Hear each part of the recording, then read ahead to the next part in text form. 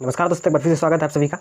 आज जो टॉपिक हम लोग डिस्कस करने वाले हैं, शायद उसे आप लोगों ने आईसीएसई के अंदर नहीं देखा होगा, जो कि अमाउंट ऑफ डीएनए का कॉन्सेप्ट है।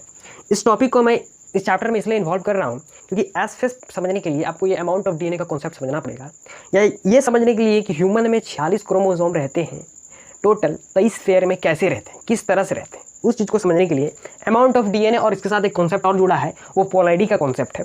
ये सारा कॉन्सेप्ट जो है क्रोमोसोम के टर्म के अंदर आता है, यानी क्रोमोसोम की जब आप पढ़ाई करोगे ना, उसके अंदर आपको ये सब देखने को मिलेगा। ऑटोसोम्स, सेक्स क्रोमोसोम्स के बारे में आप जब पढ़ोगे, उसके अंदर ये विस्तृत जानकारी दी हुई है, जो कि जेनेटिक्स चैप्टर में आपको पढ़ने में मदद देगी, जो हमारा नेक्स्ट साइज चैप्टर है। चलो डिस्कस करते हैं बिना टाइम वेस्ट किए, जो कि है अमाउंट ऑफ डीएनए।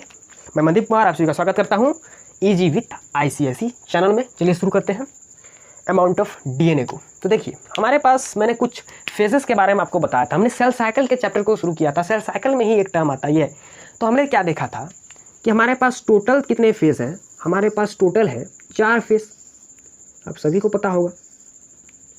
एक को बोलते हैं हम लोग क्या है, एम फेज। क्या बोलते हैं, ये बाबू है एम फेज। इसके बाद आता है हमारा G1 फेज, जिसका वीडियो अपलोड हो चुका है, आप देख सकते हैं। इसके बाद आने वाला है एस फेज, जो हम लोग करेंगे। इसके बाद आने वाला है G2 फेज, यानी टोटल हो गए 4 फेज। G1 फेज में हमने क्या देखा कि सेल की जर्नी स्टार्ट होती है इस पॉइंट से जर्नी स्टार्ट होती है, यानी G1 फेज से जर्नी स्टार्ट होती है। किसी भी चाइल्ड की जर्नी उसके ग्रोथ से स्टार्ट होती है। चलिए ग्रोथ से स्टार्ट करते हैं।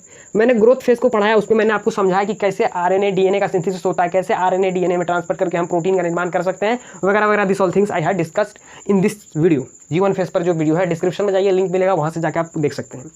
G1 फेज के बाद हमें पढ़ना था एस फेज, जिसे हम लोग बोलते हैं सिंथेसिस फेज। इसमें जो मुख्य काम होता है, वो क्या काम होता है, डीएनए का डुप्लीकेशन होता है, यानी डीएनए डबल होता है। तो डीएनए किस रूप में डबल होता है, इसको समझिए। आप लोग सोचते होंगे कि ये एक है, इसका डबल क्या होगा, फिर एक डंटी को खड़ा कर देना, इसी को डबल कहेंगे, ये 2 हो गए।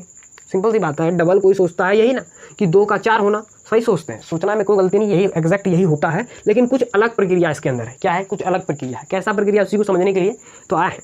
समझिए हम क्या करते हैं, हम क्या समझते हैं कि जब सेल मदर सेल के बाद जब डिवाइड होकर G1 फेज में आया, ठीक है, यहाँ पर सेल डिवाइड होता है मदर सेल से, जब 2 डॉटर सेल में डिवाइड किया, तो उसे सेल जैसे ही एंट्री किया G1 फेज में, ठीक है, जैसे ही सेल क्या किया, एंट्री किया G1 फेज में, हम उस समय बोलते हैं कि जो अमाउंट ऑफ डीएनए है, जो अमाउंट ऑफ डीएनए है, ठीक है, हम उसको कंसीडर क्या करते हैं, हम मान लेते हैं। जैसे आप मान लेते हैं मैथ में कि x मान लिए, उसी तरह आपको यहाँ मानना है कि अमाउंट ऑफ डीएनए को हम क्या मान लिए, 2C मान लिए। क्या मान लिए, 2C मान लिए। हम अमाउंट ऑफ डीएनए को यहाँ कंसीडर किए हैं 2C। किसमें, G1 फेज में है 2C। कोई चीज़ G1 फेज में 2C है, वो क्या है, वो डीएनए है। और एस फेज में न्यूक्लियस के अंदर डीएनए डिवाइड होता है, यानी ये 2C का यहाँ पर क्या होना चाहिए, आप सोचिए थोड़ा सा कि G1 फेज में कोई चीज़ अगर 2C है और वो कोई चीज़ क्या है, डीएनए है, और हम जानते हैं कि डीएनए का डुप्लीकेशन कहाँ होना है, एस फेज के अंदर होना है, एस फेज के अंदर होना है। तो क्या ये 2C अपने आप को एक और 2C बना के 4C नहीं कर लेगा? सिंपल सा मैथमेटिक्स का कैलकुलेशन है कि 2C को अगर डबल करे तो 4C होता है, तो S में डीएनए डबल होता है। डीएनए को हम कंसीडर किए हैं 2C, तो 2C डबल होके 4C क्या नहीं होगा, होगा। यही एग्जैक्ट होगा, यही चीज़ होगी। थोड़ी सी कॉमन मैथमेटिक्स है इसके अंदर, ठीक है, कोई बात नहीं। अब हम चलते हैं G2 फेज में। G2 को हम लोग बोलते हैं सेकंड ग्रोथ फेज। इसमें ग्रोथ होता है, सेल ओवरऑल, इसके अंदर साइटोप्लाज्मिक ग्रोथ होता है, यानी सेल ओवरऑल उसका साइज इंक्रीज होता है, यही सब होता है। वो प्रोटीन का निर्माण करता है, क्योंकि एम फेज में उसको अब जाना पड़ेगा, इसीलिए डिवाइड करना पड़ेगा, इसीलिए यही सब कार्यक्रम होता है G2 फेज में। यानी कोई चीज़ का डुप्लीकेशन होता है तो वहाँ सेल ऑर्गेनिल का डुप्लीकेशन होता है, डीएनए का डुप्लीकेशन वगैरह नहीं होता, क्योंकि वो एस फेज में हो चुका है। जब ये 2C है, 2C 4C बन गया एस फेज में। यहाँ पर कितना है, हम यहाँ लिख लेते हैं हमारे लिए कि यहाँ पर हो गया है 2C plus 2C equal to 4C। अब यही चीज़, अब यहाँ देखेंगे आप लोग कि यही चीज़ 2C जो 4C बना है एस फेज में, यही सेम तो G2 फेज में रहेगा। 4C ही रहेगा ना G2 फेज में। कोई तरह का चेंज आएगा G2 फेज में, नहीं आएगा। इसको इससे कोई मतलब नहीं है कि यहाँ डीएनए 4C है कि 2C है, कोई मतलब नहीं है इसको। मतलब होगा जब हम G2 पढ़ेंगे तब। अभी समझ लिए कोई मतलब नहीं है इसको, डीएनए से भी कोई मतलब नहीं है G2 फेज को। अभी इतना आप समझ के रखिए। यहाँ 4C है, यहाँ 4C था, कोई दिक्कत नहीं। यहाँ मतलब था डीएनए को डबल करना, ये डीएनए को डबल कर चुका है, 4C हो गया, यहाँ भी 4C रहेगा, कोई दिक्कत नहीं, यहाँ 4C हो गया मेरा। अब सेल गया एम फेज में। कहाँ गया, एम फेज में गया। सेल चला गया एम फेज में। जब सेल एम फेज में गया तो हम जानते हैं कि सेल को क्या करना होगा। ये जो सेल है, 2 डॉटर सेल में, पहला डॉटर सेल में यहाँ लिख देते हैं D, हम इसको ऐसे भी रिप्रेजेंट कर सकते हैं as a D1 daughter cell 1 और D2 डॉटर सेल 2। D1 और D2 यानी डॉटर सेल 1 डॉटर सेल 2 में डिवाइड करना है। टोटल अमाउंट है डीएनए के पास, सॉरी सेल के पास 4C का डीएनए अमाउंट है टोटल। ये क्या करेगा, दोनों में बंटवारा करना है। मान लेते हैं आपके पास 2 बीघा जमीन है, आपको बंटवारा करना है 2 बेटों में। क्या कहिए, 1 बीघा दे दीजिए, 1 बीघा इसको दे दीजिए, सिंपल सी कैलकुलेशन होगी। यहाँ 4C है तो यहाँ 2C इसके पास आ गया, 2C इसके पास हो गया। यानी अब देखिए कि डीएनए का चेंज कहाँ कहाँ आया। हम डीएनए को कंसिडर किए थे G1 फेस में 2C ही रह गया, यानी किसी भी प्रकार का चेंज नहीं आया, 2C हो गया तो 2S रह गया, कोई दिक्कत नहीं है। और G2 फेस में भी 4C था, 4C ही रह गया, कोई तरह का दिक्कत नहीं है। यानी ये दो फेस में, ये दोनों फेस में G1 और G2 फेस में किसी भी तरह का डीएनए में चेंज नहीं देखने को मिलता है, डीएनए कांस्टेंट रहता है। डीएनए का चेंज S फेस और M फेस के अंदर आता है। कैसे आता है आप देख सकते हैं, यहाँ पर 2C था, कोई प्रॉब्लम नहीं था, यहाँ पर चेंज होकर 4C हो गया। यहाँ पर G2 में 4C है, कोई तरह का चेंज देखने को नहीं मिलता है। यहाँ 2C से 4C हुआ यानी चेंज हुआ, यहाँ 4C रह गया, कोई चेंज नहीं हुआ। फिर यहाँ 4C से 2C हुआ, चेंज हुआ। यानी कहाँ कहाँ चेंज हुआ, G1 में चेंज हुआ और कहाँ चेंज हुआ, सॉरी G1 में चेंज नहीं हुआ, आपका चेंज हुआ S फेस में और आपका चेंज हुआ M फेस में। ये 2 जगह ही डीएनए चेंज होता है। अगर क्वेश्चन दे देता है अमोंग और फ्लोइंग दिस, पूछ दिया कि कहाँ पर डीएनए चेंज होता है, कहाँ पर नहीं होता है, ऑप्शंस दिया जाएगा, तो आप यहाँ से ये निकाल सकते हैं कि 2 ही जगह डीएनए कांस्टेंट रहता है। G1 और G2 फेस में कांस्टेंट है, S और M फेस में डीएनए को बदलना है, यानी डीएनए चेंज करेगा। यहाँ पर सिंपल सी थी ना कि 4C डिवाइड कर गया था ना, 2C और 2C, क्योंकि 2 डॉटर सेल में देना था इसको। यहाँ पर तो 2C ही रह गया, यहाँ 2C 2C 4C, क्योंकि यहाँ डीएनए डबल होना है। सिंपल सी हम लोग बात कर सकते हैं। इसको आप ऐसे देख सकते हैं कि ये मान लेते हैं 1 है डीएनए, यहाँ पर ये डबल होगा, अमाउंट डबल किया आपने, आपको अमाउंट डबल करेगा। यहाँ पर मान लेते हैं ये अमाउंट जो मान लेते हैं 2C है, यही अमाउंट क्या बन जाएगा, फिर यहाँ के 4C बनेगा। 4C यहाँ 4C रहेगा, यहाँ 2C का ही रहेगा। सिंपल सी बात है। इसको आप ग्राफ के मेथड से समझ सकते हैं। कैसे, देखिए हमने एक ग्राफ तैयार किया, यहाँ पर मैं लिख देता हूँ G1 face, S face, G2 face और M फेस। यहाँ अमाउंट लिख देते हैं। चलिए 2C होगा, कहाँ पर 4C होगा। G1 फेस में 2C, धन्यवाद। S फेस में 4C आ गया, यहाँ पर थोड़ी सी चेंज देखने को मिली, 4C कहाँ पर, यहाँ पर। G2 फेस में 4C रह गया, कांस्टेंट रह गया। क्या रह गया, कांस्टेंट रह गया, 4C। M फेस में फिर आ गया कितना, 2C के बराबर आ गया, यानी डिक्रीज करके कहाँ गया, इस 2C के बराबर आ गया, यहाँ पर आ गया। आप इसको ऐसे भी रिप्रेजेंट कर सकते हो, यहाँ पर 2C आ गया। सिंपल सी बात है, हम ऐसे दिखा सकते हैं कि आपको कहाँ कहाँ कांस्टेंट लगा। एक 2C यहाँ जो कि कांस्टेंट है, G1 में 2C रह गया और G2 में जाके आपका 4C रह गया। चेंज कहाँ आया, G2 में, यानी आप ऐसे भी रिप्रेजेंट यहाँ पर ऐसे कर लीजिए, यानी कहाँ कहाँ ग्राफ गिरा है। देखिए ग्राफ कहाँ कहाँ गिरा है, यहाँ तो एक ही जैसा रह गया 2C, ठीक है। यहाँ पर तो G2 में 4C रह गया, ग्राफ गिरा कहाँ है, S और M में गिरा, यानी 2 जगह चेंज आएगा S और M में। ये ग्राफिकल मेथड है इसको समझने के लिए, डीएनए का अमाउंट को समझने के लिए। ये डीएनए का पूरा कॉन्सेप्ट है कि डीएनए का अमाउंट क्या है। हम कंसीडर किए हैं 2C डीएनए डुप्लीकेट हुआ, 2C का 4C बनना। कॉमन मैथमेटिक्स आपको लगा कि ये कैलकुलेशन थोड़ी सी दिमाग में करना है, ठीक है। ये हुआ डीएनए का अमाउंट ऑफ डीएनए का कॉन्सेप्ट। अब पोलैरिटी को समझते हैं कि क्या होता है पोलैरिटी वाला कॉन्सेप्ट। पोलैरिटी वाला कॉन्सेप्ट क्या होता है, इस पिक्चर को मैं रहने देता हूं, अब इसको समझिए।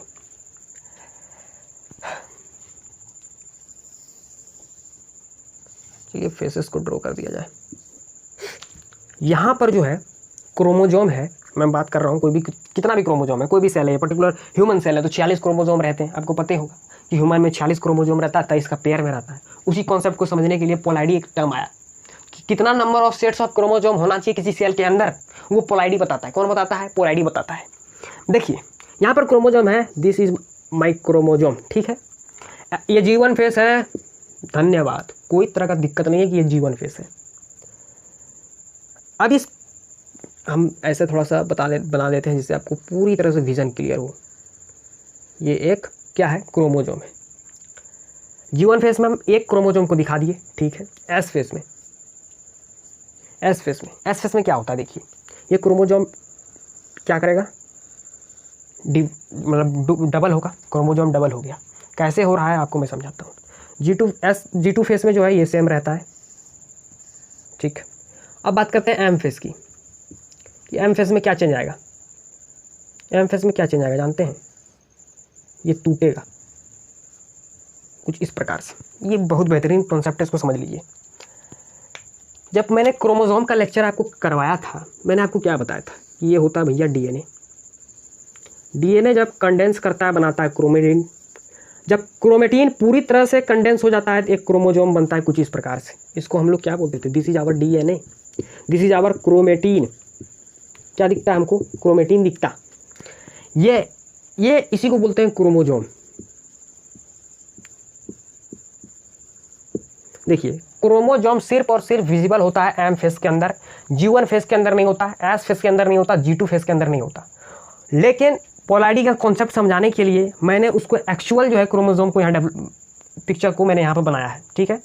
इतना आपको याद रखना है, क्रोमोजोम सिर्फ एम फेस में दिखता है। मैंने कई बार इस जो सीरीज चल रहा है अपना सेल साइकिल का, उसमें मैंने डिस्कस किया है। DNA, सॉरी गलती हो गया यहाँ पर, DNA। अब देखिए क्रोमोजोम का होता है ना, एक होता है होमोलोगस पेयर। होमोलोगस पेयर क्या होता है? एक होता है होमोलोगस पेयर। होमोलोगस पेयर क्या होता है?